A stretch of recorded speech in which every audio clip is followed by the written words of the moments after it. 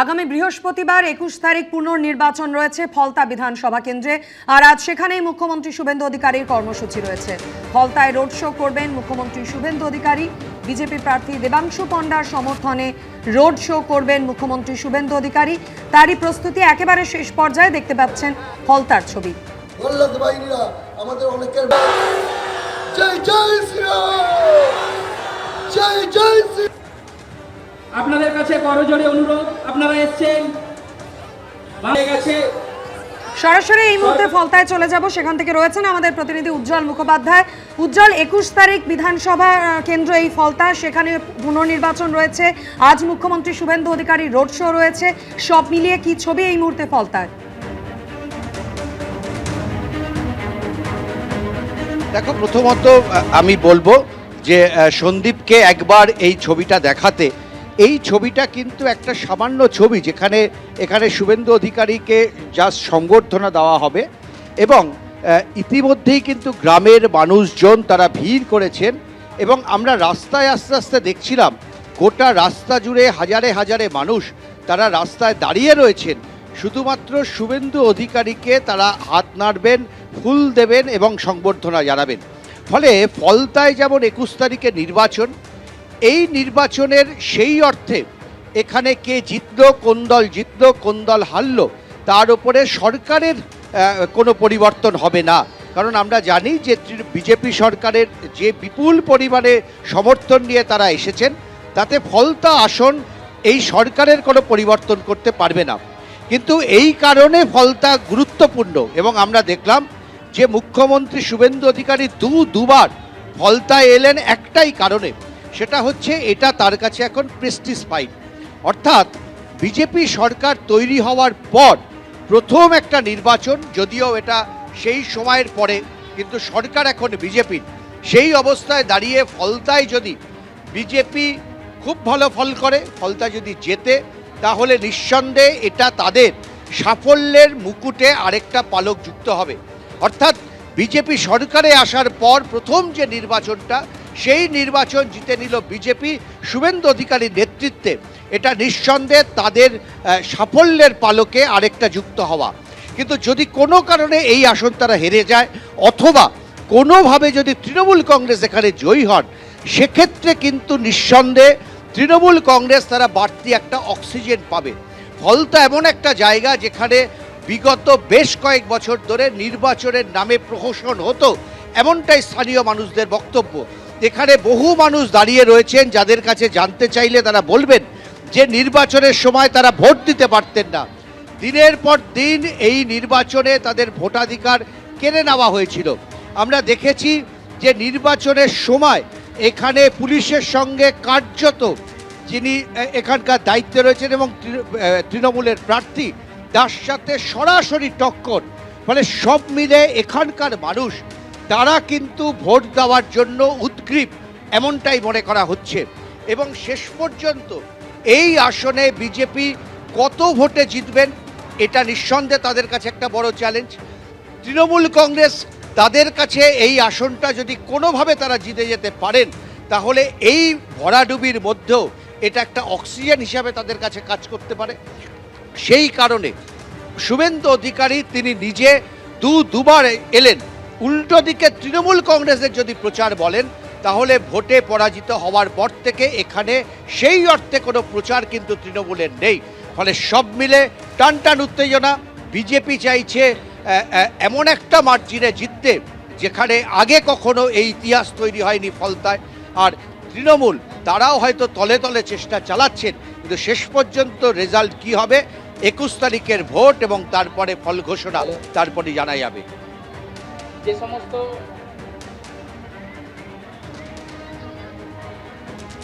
বৃহস্পতিবার ফলতায় পুনর্নির্বাচন রয়েছে। 5 বছর আগে যখন ভোট হয়েছিল, তখন এই ফলতারই হাসিমনগরে সন্ত্রাসের অভিযোগ উঠেছিল। 2021 সালের বিধানসভা নির্বাচনের পর তৃণমূল লিড না পাওয়ায় গ্রামবাসীদের একাংশের ওপর অত্যাচার করা হয় বলে অভিযোগ ওঠে। সরকার বদলের পর এ নিয়ে একে একে মুখ খুলছেন গ্রামবাসীদের অনেকেই। 2021 সালের বিধানসভা ভোটের পর হারহিম করা সন্ত্রাসের ছবি দেখেছিল রাজ্যবাসী। 5 বছর পর ক্ষমতা এসে সেই ফাইলস খুলেছে বিজেপি। সামনে আসছে ভয়াবহ সব অভিযোগ। এই আবহে মুখ খুললেন দক্ষিণ চব্বিশ পরগনার ফলতার বাসিন্দারাও। বৃহস্পতিবার দক্ষিণ চব্বিশ পরগনার ফলতায় পুনর্নির্বাচন, যেখানে তৃণমূলের প্রার্থী জাহাঙ্গীর খান। 2021-এর বিধানসভা ভোটের পর এই ফলতায় তৃণমূল নেতা জাহাঙ্গীর খানের নেতৃত্বে কিভাবে সন্ত্রাস চালানো হয়েছিল তা নিয়ে এবার চাঞ্চল্যকর অভিযোগ করেছেন স্থানীয়রা। সবাই ঘর ছাড়া হয়ে পালিয়ে গেছিল, 1 বছর 9 মাস এই দেশে আসতে দেয়নি। কি কঠোর, রাত্রে 22 জন জেকে বাহিনী এসে আমার ঘর জ্বালিয়ে দেবে, পুড়িয়ে দেবে, ধুমধাম ইট পাটকেল, ভয়ে পেছন দিক দিয়ে আমরা পালিয়ে যাই। ফলতা বিধানসভার হাসিমনগর, এই হাসিমনগর এর আগেও একাধিকবার সাক্ষী থেকেছে ফতোয়া রাজনীতির। কখনো ভোটের দিন, কখনো ভোটের দিনের আগেই এখানে ফতোয়া চলতো ভোট না দেওয়ার, অথবা বিরোধীদের বলে দেওয়া হতো বাড়ি থেকে যেন তারা বের না হন, কারণ একাধিকবার ভোটের পর বিরোধীরা এই হাসিমনগরে হয়েছে ঘর ছাড়া। 2021 সালের বিধানসভা ভোটে ফলতা কেন্দ্রে 40,000-এর বেশি ভোটে জেতেন তৃণমূলের শঙ্কর কুমার নস্কর। তবে ফলতার হাসিমনগরে 142 নম্বর বুথে লিড পায়নি তৃণমূল। অভিযোগ, এরপরেই হাসিমনগর এলাকায় গ্রামবাসীদের একাংশের উপর হামলা চালানো হয়। তৃণমূলের দাপুটে নেতা জাহাঙ্গীর খানের মদতে আক্রমণ চালানো হয় বলে অভিযোগ। আমাকে হুমকি দিয়েছে, আর আমার স্বামীর পৈলানে দোকান, তাকে মারধর করেছে। তারপরে বলেছে যে যেতে দেবো না, এরা মারধর করবো, তোদের ঘর ভাঙচুর করব। মানে আমাকে যা করেছে, মানে এখন তার শাস্তি হলে আমাদের খুবই আনন্দ।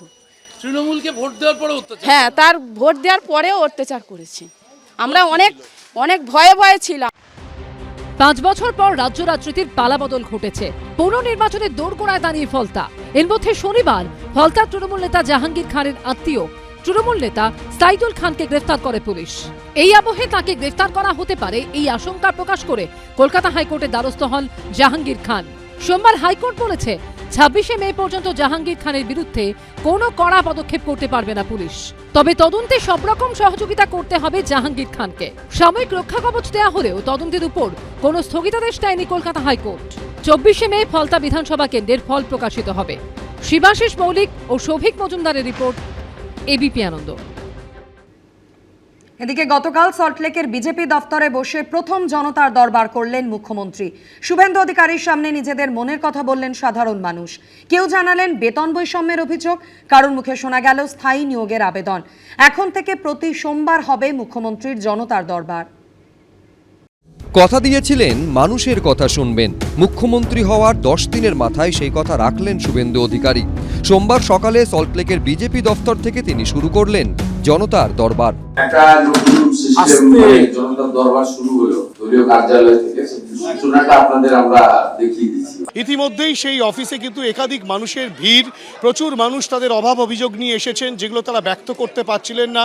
পূর্বের যে সরকার, সেই সরকারে যেগুলো সমাধান হয়নি, সেই একাধিক যে সমস্যা, সেই সমস্যার যাতে সমাধান হয়, সেই কারণে নতুন যে সরকার গঠন হয়েছে বিজেপি সরকার, সেই সরকারের মুখ্যমন্ত্রী শুভেন্দু অধিকারীর কাছে তারা তা ব্যক্ত করছেন।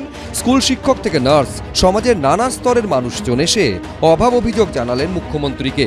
আমরা ইএসআই কন্ট্রাকচুয়াল এমবি স্কিমের স্টাফ নার্স, 2019-এর পর থেকে ওখানে কোনো পার্মানেন্ট রিক্রুটমেন্ট নেই। 2023 সাল থেকে আমরা নির্লসভাবে অ্যাজ আ পার্মানেন্ট স্টাফ নার্সদের মতনই ডিউটি করে যাচ্ছি। উনি যেটা বলেছেন সমকাজে সমবেতন, সেটা আমরা পাচ্ছি না, কারণ 2023 সাল থেকে আমাদের স্যালারি একই জায়গাতে আটকে আছে। মুখ্যমন্ত্রীর জনতার দরবারে উপস্থিত ছিলেন যারা, তারা কিন্তু খুশি মুখ্যমন্ত্রীর সাথে কথা বলতে পেরে। আগে কোনোদিনও বলতে সুযোগ পেয়েছেন যে সরাসরি মুখ্যমন্ত্রী? আমরা চেষ্টা করেছি অনেক জায়গায়, কিন্তু সেই সদুত্তর আমরা কোথাও থেকে পাইনি বলে আমরা আজকে এখানে এসেছি। এবার ভালো লাগছে এখানে আসতে পেরে, বলতে পেরে, আমাদের কথাটা জানাতে পেরে। একদল যখন মুখ্যমন্ত্রী দ্বারস্থ হলেন কর্মসংস্থানে স্থায়ী নিয়োগের আবেদন জানাতে, তখন কারুর মুখে আবার উঠে এলো তৃণমূল সরকারের আমলে বেতন বৈষম্যের অভিযোগ। বিগত সরকারের আমলে আমরা একটা পে স্কেল সংক্রান্ত বঞ্চনায় ছিলাম। অল ইন্ডিয়াতে যে পোস্ট গ্রাজুয়েট এবং পাস গ্রাজুয়েট টিচারদের মধ্যে যারা টিজিটি অ্যান্ড পিজিটি, তাদের যে বেতনের ফারাক 2700 টাকা, ওয়েস্ট বেঙ্গলে সেটা 9200 টাকা। সে সময়ে বিগত সরকার তো শোনেইনি আমাদের কথা। এখন থেকে প্রতি সোমবার বসবে জনতার দরবার।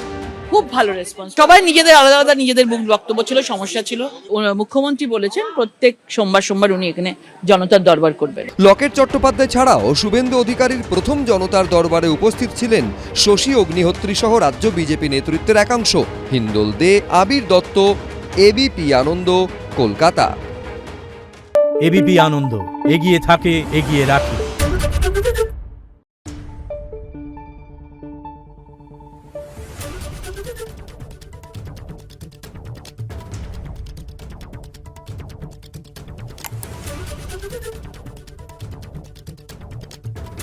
Thank you.